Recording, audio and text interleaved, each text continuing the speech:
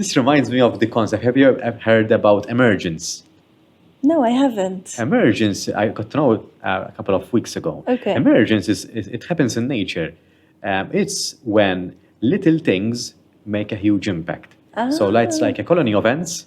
One ant isn't significant, No. but a colony is very powerful. Yes, absolutely. Or like cells. One cell is insignificant, but a billion cells make a human body. Of course. So this is the concept of emergence as well, coming from crowdfunding. Yes. From a single euro, if you multiply it by 1 million, you get 1 million euros. Of course. Yes, that would be nice. I mean, it's as simple as that. When you look at Yes. it, it's silly in a way because it's a silly sum, but it's true. It's as simple as that, but as complex as it gets. Yes, no, and in fact, I mean, there are different ways in which you can approach crowdfunding, and I think it depends a lot on sort of what your business model is to a certain extent, and also where you are in the process of. I would say this is more for business campaigns.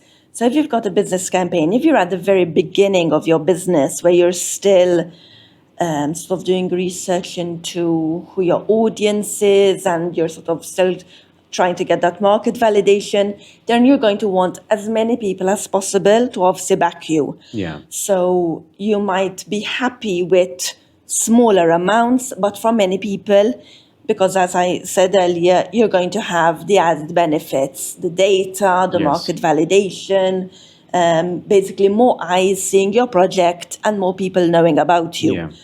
Yeah. If perhaps you're at a later stage of your business journey, you might be happy with fewer people pledging, but pledging larger amounts.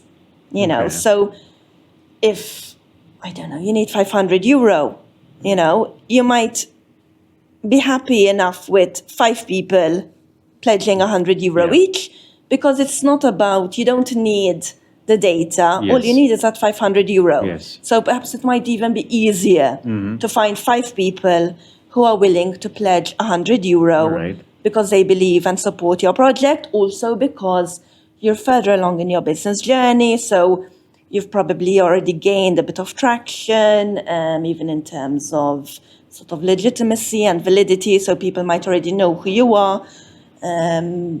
So they're kind of more willing also to trust you. Yes. You know, so there are different ways of going about it, of basically gaining this 500 euro. And I think a lot of it depends, as I said, on where you are in your journey. I mean, obviously, at the end of the day, it depends what it is you want to achieve. Do you want the holistic entire package, or do you just, at this point, want the money? All right. And then a lot of it also depends on, because as we mentioned before, this is reward-based crowdfunding.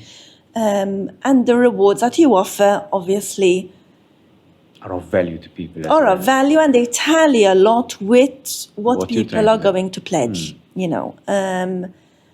I mean, I saw a campaign recently on Kickstarter, and I can mention Kickstarter because I mean, they're huge. Yes, yes. You know, and I always tell some people sort of are a bit unsure about what crowdfunding Yeah. is. And I tell them, do you know Kickstarter? They go, yes. Yes, and that's- And I say, okay, ZAR has the exact same business model as Kickstarter.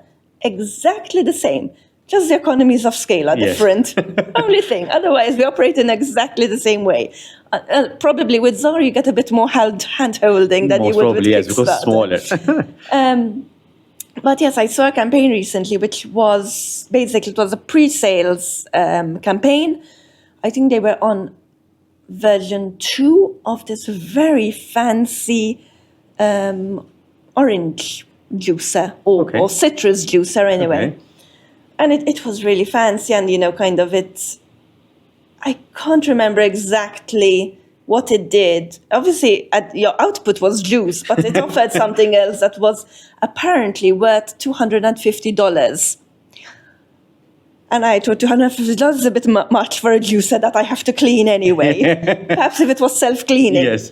But I think it was something like 300 odd people didn't think that $250 was too much, because they not only reached their goal, but surpassed it by quite a lot. You know, so sometimes it's also about knowing your product well enough, knowing your audience well Knowing enough. your audience is very important. You know, here, and because- again, it's believing in what you're offering. So I tell Definitely. people, you know, with your rewards, if you're at a stage where a coffee cup makes sense for it to be a reward, then that's fine. Yes. But if you're at a stage where you can be really bold and where you can kind of disrupt the market, another buzzword, but again, a true one, then go for it. You know, I tell people, if you can offer something free, you know, go for it. Because one, people like freebies. Definitely. And, you know, you're really going to probably, I mean, obviously it's going to be free to a certain extent because people are still going to pay for it. Yes, yes. But, you know, if you can sort of say you're going to have, I don't know, free access to our service for a year, that's a pretty bold reward, you know, to offer. But you're probably going to get in people who really need your service. The word free is a magic word. So Yes, you it know. attracts people. And, you know, there's obviously, it's not going to be €10, get a free service for a year. Definitely. It needs to be the amount, balanced.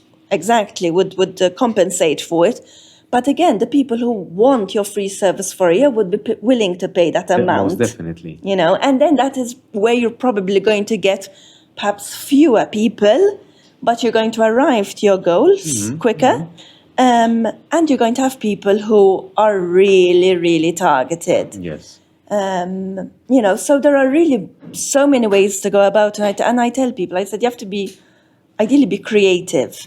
And I say, you know, if you can have a team of people where you can brainstorm the rewards that you offer, spend time brainstorming. The rewards should be an integral part of your campaign. There's a lot of strategizing into it. So There is. if you have a good plan, and if you have a good strategy and a good plan, it should be successful on its own. So if you do the homework really, really well, That's it.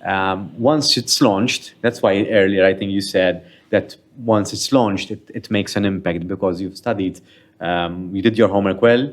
So once it's out there, I think it should the money or the funds that you gain become a byproduct Yes, in a way. yes, to a certain because, extent. You would have positioned yourself in a way that with the amount of homework that you've done, the success of the campaign is also almost guaranteed. That's in a way. yes. No, planning is key. It really is key. You know, and that's why I tell people sort of it can't be an overnight thing. Definitely. You know, you think about it, plan it, draw it out, draw out your timeline as well, and sort of do your homework ultimately. Do your homework because, you know, if you study, you get good grades. Yeah. So Hopefully, yes. You know, same thing. Do your homework, do your studying, and hopefully you'll have a successful campaign. Yes. We can never guarantee success. And I always tell people, you know, we can't guarantee success. And if any platform tells you that, you know, they're going There to are so many variables, I think. That Yes, it's, but obviously the better the planning. I mean, you know, you've obviously got a better chance of success.